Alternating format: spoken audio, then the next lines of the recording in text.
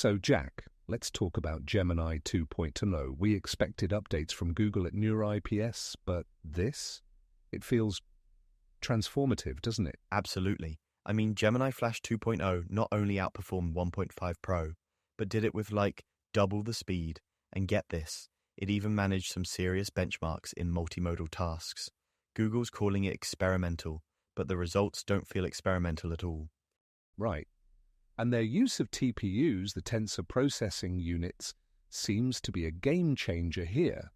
Benchmarks are one thing, but producing such results while leveraging that native hardware shows their commitment to efficiency and scalability. I think this could be a direct response to OpenAI's recent moves with their multimodal models.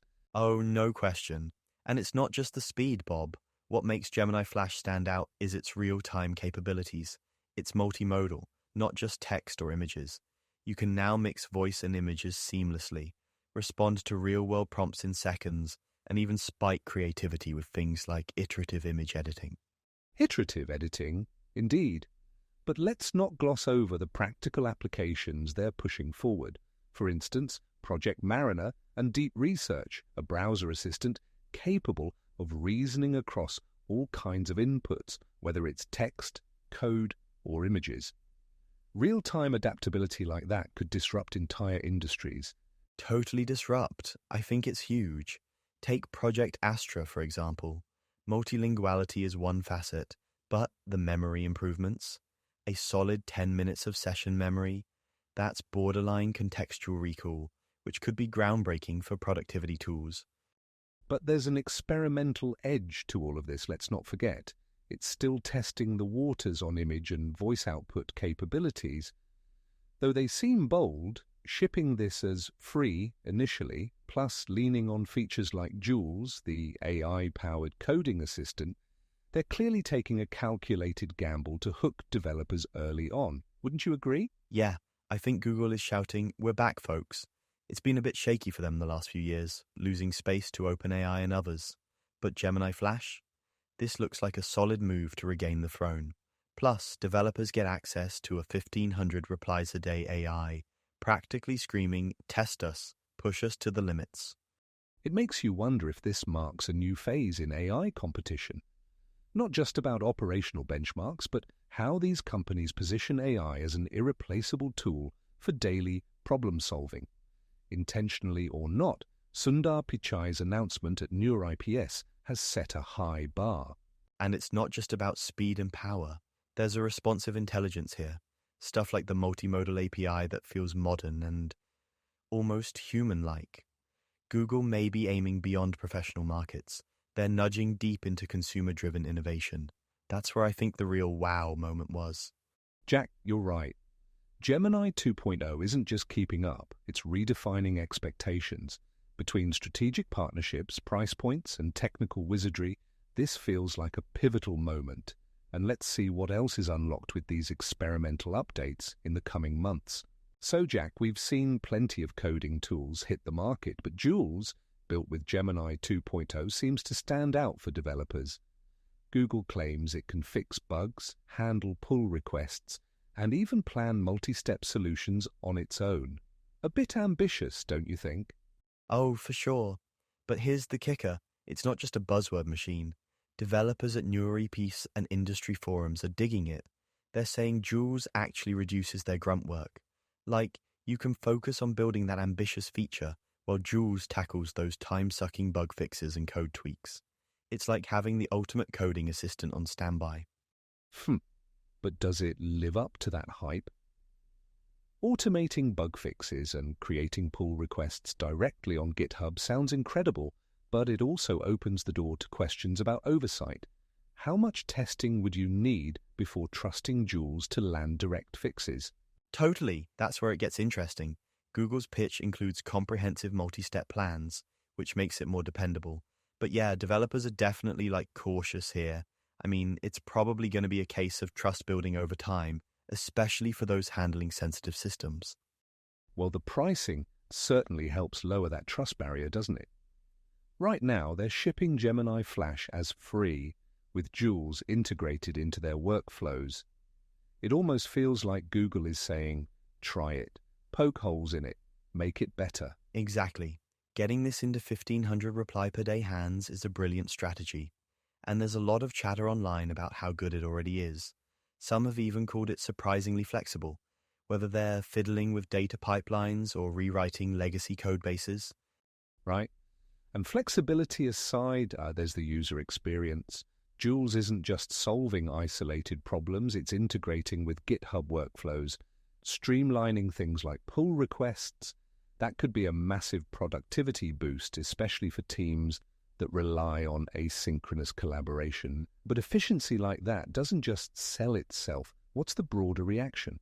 Funny you ask. Early impressions seem split, actually. Some developers are thrilled, calling it a game changer for entry-level coders who need an extra hand. But others, they're skeptical. You know the drill. Questions like, does this make developers lazy? Or just how intrusive is this AI assistant in my workflow? I think those are valid concerns, Jack, and let's be honest, we've seen tools come and go in this space, but Gemini's Jules looks like it's aiming to solve a real pain point for developers dealing with repetitive microtasks. If it can clear your plate for more creative work, surely that's a win. Absolutely, Bob. And you know what really got my attention? How Jules dynamically adjusts plans as new issues arise, without pinging you incessantly. It's AI, but it's not a distraction. It's collaborative.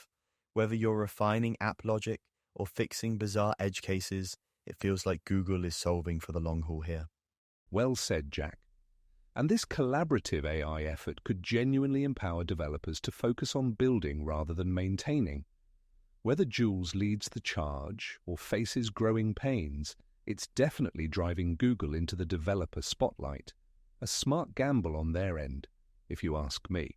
So, Jack, wrapping up, a lot's been said about Gemini 2.0 and Google's re-entry into the AI game, but the bigger question is what happens next?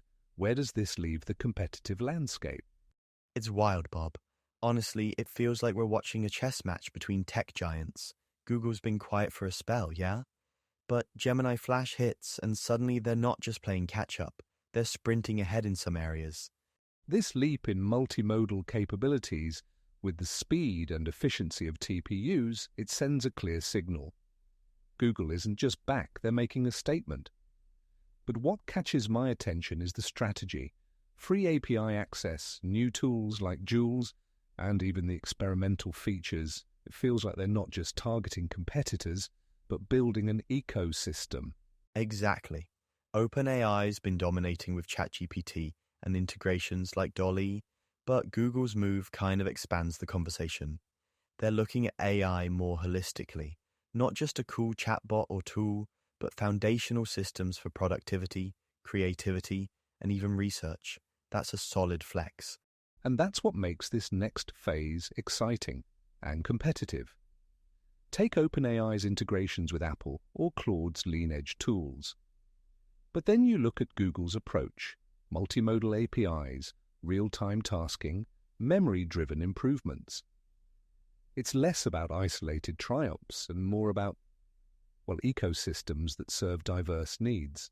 Totally, but isn't that where things get tricky? Like, competition's good, but we're also staring at a tech arms race that'll push boundaries, fast. The industry's leading the charge attitude has ripple effects beyond the tech sector. I mean, how long before AI isn't just integrated into workflows but starts defining how we even think about work? Big question. And Jack, I think the answer does hinge on how accessible these tools become. Sundar said Gemini Flash is just the beginning, but how much of it truly democratizes AI for businesses, researchers, or even the casual user? It's bold to merge innovation with scalability, but execution is everything. Spot on. Execution is where we'll see the giants fight, but it's also where opportunities widen. AI, increasingly conversational and intuitive, could fundamentally shift market approaches. Think about it, Bob. Tools like Deep Research or Jules, these redefine expectations for productivity, thinking beyond traditional roles.